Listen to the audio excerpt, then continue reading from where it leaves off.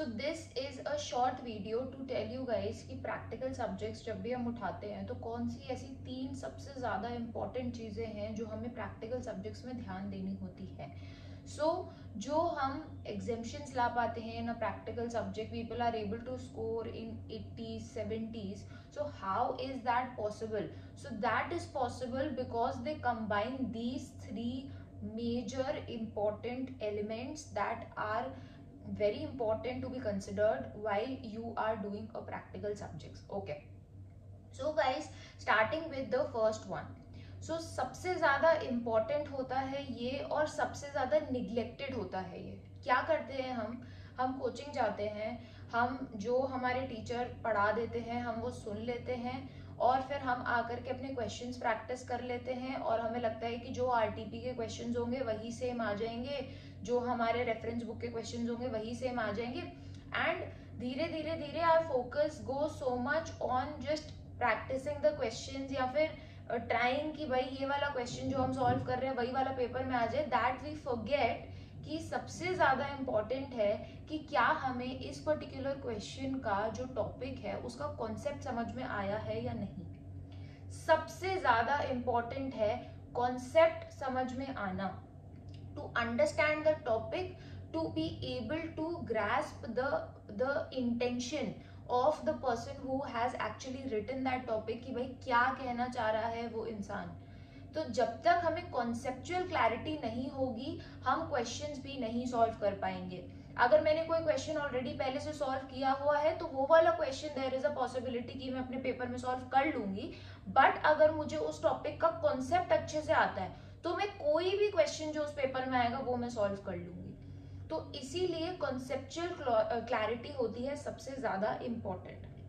Second most important thing in a practical subject is, so ये मेरा personal experience था कि एसएफएम के पेपर में मैंने कॉन्सेप्ट्स पढ़ लिए थे, मैंने फॉर्मूलेज एक एक बार पढ़ लिए थे और मैंने क्वेश्चंस जो जो अपने मार्क करे हुए थे वो सारे मैंने सॉल्व किए थे, ठीक है। लेकिन मैंने अपने फॉर्मूलेज को अच्छे से रिवाइज नहीं किया हुआ था, अच्छे से लर्न नहीं किया हुआ था।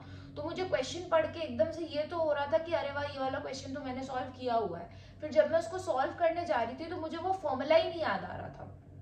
अब अगर पोर्टफोलियो मैनेजमेंट के चैप्टर में अगर आपको वो फॉर्मूला ही नहीं याद आ रहा है जिससे वो क्वेश्चन पूछ रहा है कि अल्टीमेटली आपको जो भी निकालना है उसको आपको फॉर्मूला ही नहीं याद आ रहा है, तो फिर आप उस क्वेश्चन में क्या करोगे। सो गाइस, फॉर्मूलेज हमारे टिप्स पे होने चाहिए, लिटरली हमारे टिप्स पे होने चाहिए। सो जिस दिन आप अपना अकाउंट्स का पेपर दे के आए हो उस दिन आप फॉर्मूलेज पढ़ो, कॉन्सेप्ट्स पढ़ो, उसके नेक्स्ट डे जो आपके पास फुल डे होता है आप क्वेश्चन सॉल्व करो और एट द सेम टाइम उसको उसके फॉर्मूलेज भी देखते जाओ। And then the day of your exam, अपने एग्जाम से पहले जो आपके पास 2-3 घंटे होते हैं फिर से फॉर्मूलेज एक बार ही देखो, क्योंकि अगर हम वो भूल जाएंगे तो फिर हम क्वेश्चन नहीं सॉल्व कर पाएंगे।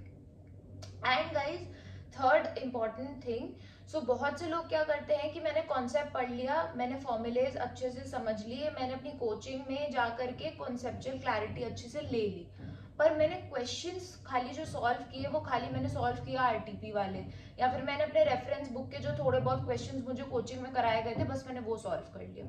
Guys, ultimately it is not a theory paper. आपसे ये नहीं पूछा जाएगा कि मुझे इस पर्टिकुलर कॉन्सेप्ट के बारे में थ्योरेटिकली बताओ, आपसे वो चीज अप्लाई करने को बोली जाएगी थ्रू अ क्वेश्चन।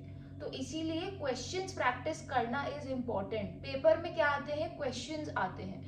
तो इसीलिए जब तक हमने कंसेप्चुअल क्लैरिटी तो ले ली, फॉर्मूलेज पढ़ लिए, बट हमने उसका एप्लीकेशन इनटू अ क्वेश्चन नहीं सीखा अगर, तो फिर हम अपना पेपर नहीं कर पाएंगे। And it is also important कि हमारे पास वो हैंड रिटन प्रैक्टिस होनी चाहिए, क्योंकि अगर मेरे पास हैंड रिटन प्रैक्टिस नहीं है तो फिर मुझे पेपर में उतना ही ज्यादा टाइम लगेगा। A person who has solved 200-300 question versus a person who has solved just 20-30 questions, किसकी स्पीड, किसकी पकड़ उस क्वेश्चन पे या उस क्वेश्चन पेपर पे ज्यादा अच्छी रहेगी? ऑब्वियसली जिसने 200-300 क्वेश्चन सॉल्व करे हुए हैं और जिसको साथ ही साथ कॉन्सेप्चुअल क्लैरिटी भी है और फॉर्मूलेज भी टिप्स पे है।